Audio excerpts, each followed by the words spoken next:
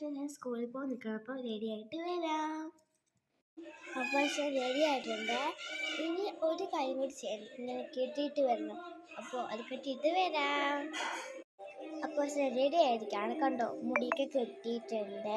അപ്പോൾ ഞാൻ full uniform ആരും കണ്ടില്ല, ഞാൻ കാണിച്ചു തരാം കേട്ടോ. അപ്പോൾ ഇതാണ് എൻ്റെ യൂണിഫോം. അപ്പോൾ എല്ലാവരും യൂണിഫോം കണ്ടില്ലേ? ഇത് കുറച്ച് നടക്കാനുണ്ട്. അപ്പോൾ അവിടെ എത്തിയിട്ട് കാണാം.